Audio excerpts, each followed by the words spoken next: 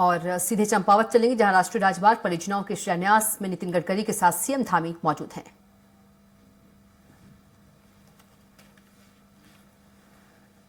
कैलाश तक जाने वाली सड़कों का निर्माण हो रहा है। जौलीकौंग तक सड़क पहुंच गई है, गुंजी तक सड़क पहुंच गई है।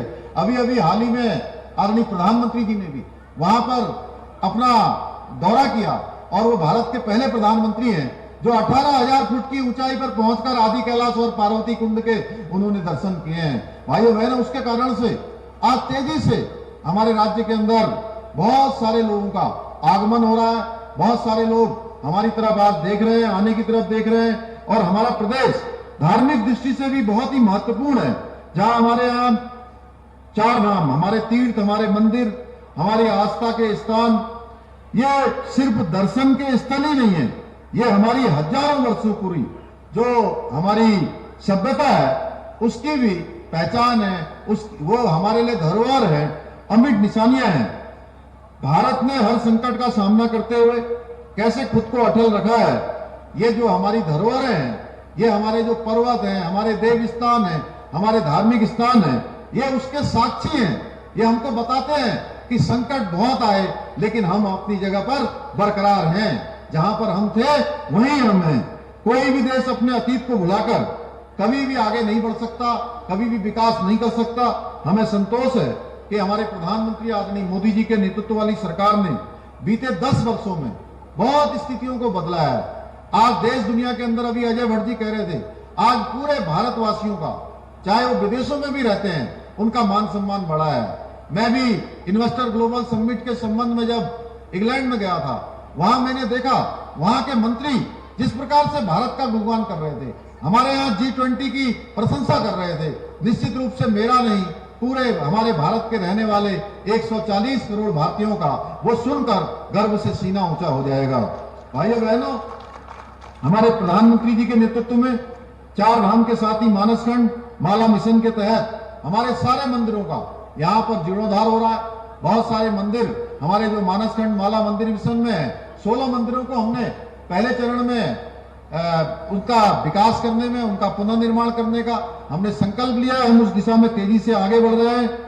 आज चाहे टनकपुर पिथौरागढ़ की जो सड़क कनेक्टिविटी है वो तेजी से बढ़ी है, किस प्रकार से विकास हुआ है हमने देखा है। और दिल्ली जाने के लिए जिस प्रकार मुरादाबाद से, रामपुर से 6 लेन हाईवे हमको मिल रहा है।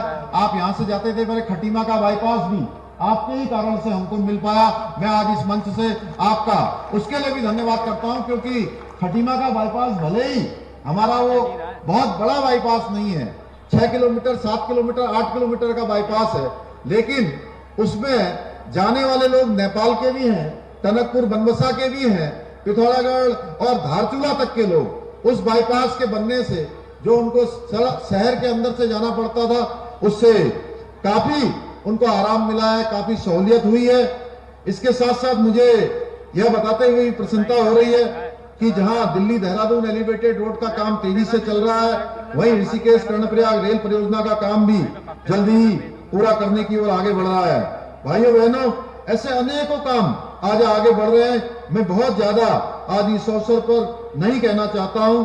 मैं यही कहना चाहता हूं कि हम जन आकांक्षाओं को पूरा करने के लिए पूरी ऊर्जा के साथ दिन रात कार्य कर रहे हैं, दिन रात योजनाओं को आगे बढ़ा रहे हैं।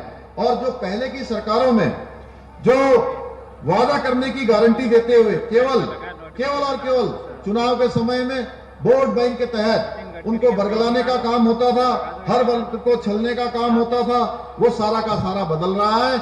आपने देखा होगा चुनाव से पहले हमने एक आप सबसे संकल्प और वायदा किया था कि नई सरकार के गठन होते ही हम उत्तराखंड के अंदर समान नागरिक संहिता का कानून बनाएंगे, समान नागरिक संहिता लागू करेंगे।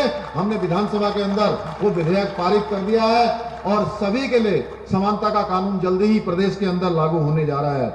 आज प्रधानमंत्री जी ने सड़कों के विकास के लिए, नए हवाई अड्डों के निर्माण के लिए, गरीब महिलाओं के लिए, युवाओं के लिए, किसानों को मूल सुविधाओं की गारंटी दी है। हर क्षेत्र में एक नया कार्य व्यवहार आया है, नई कार्य संस्कृति आई है। आप सब लोग देख रहे होंगे कि सारी गारंटियां तेजी से पूरी हो रही हैं। भाइयों बहनों, बहुत बार लोग कहते हैं डबल इंजन क्या कर रहा है, डबल इंजन का क्या अर्थ होता है। डबल इंजन सरकार हर लाभार्थी तक विकास को पहुंचाने के लिए प्रतिबद्ध है। अगर ये सब काम हो पा रहे हैं, आज इतनी 8 परियोजनाओं का यहाँ पर शिलान्यास हो पा रहा है, भूमि पूजन हो पा रहा है, तेजी से सारे काम आगे बढ़ पा रहे हैं, तो इसका कारण ही केवल है कि जो हमारी जरूरत है वहां केंद्र में बैठी हुई हमारी जो सरकार है, आदरणीय नितिन जी, आदरणीय प्रधानमंत्री जी, उन सभी कामों को स्वीकृति प्रदान करते हैं जिनकी हमको आवश्यकता होती है। हमारा लक्ष्य हर एक नागरिक के जीवन को आसान बनाना, और हम अपने इस प्रयास में लगातार सफल हो रहे हैं। भाइयों बहनों, हमने श्रेष्ठ उत्तराखंड का जो विकल्प रहित संकल्प हमने तय किया हुआ है, जो विकल्प रहित संकल्प का हमने आगे का लक्ष्य तय किया हुआ है, उस लक्ष्य तक पहुंचने के लिए हमें अपने सामूहिक प्रयास करने होंगे। अभी आप सब लोग एक वीडियो में देख रहे थे, माननीय प्रधानमंत्री जी ने बाबा केदार की भूमि से कहा था कि 21वीं सदी का ये तीसरा दशक उत्तराखंड का दशक होगा। हमको कहीं ना कहीं उनके सब जहां प्रेरणा देते हैं, जहां हमारे अंदर उत्साह भरते हैं, वहीं हमको अपने लक्ष्य की तरफ भी बढ़ने के लिए संकेत करते हैं कि हमको अपने लक्ष्य की तरफ आगाह करते हैं कि हमको अपने कर्तव्यों का ठीक प्रकार से काम करना है, और निश्चित रूप से हम आगे बढ़ेंगे।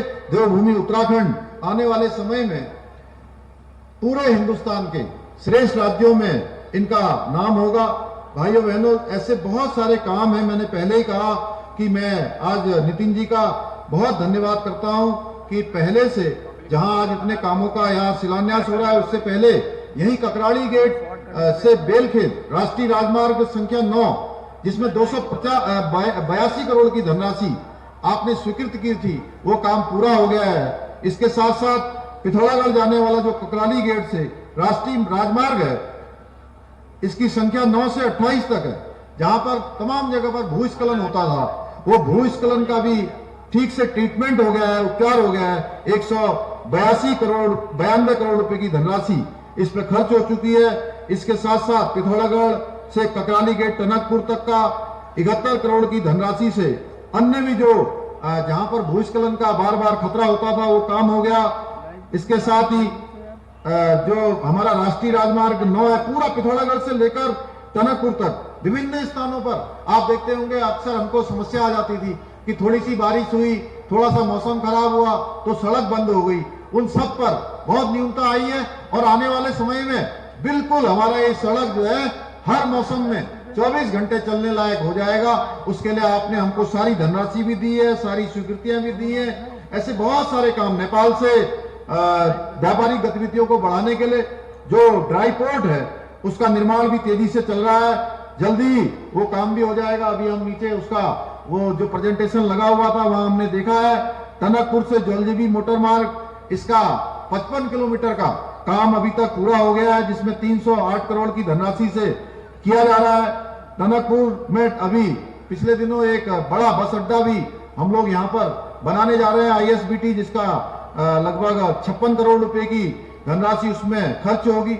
मैं इस अवसर पर, चूंकि वैसे तो मुझे हम सब लोग आदरणीय नितिन जी को सुनना चाहते हैं और समय भी ज्यादा हो रहा है, लेकिन इतना सा निवेदन करते हुए कि जनपद चंपावत में गुरु गोरखनाथ का एक बहुत बड़ा, हमारा बहुत प्रसिद्ध स्थल है, जहां बाबा गोरखनाथ विराजते हैं, उस गुरु गोरखनाथ तक रोड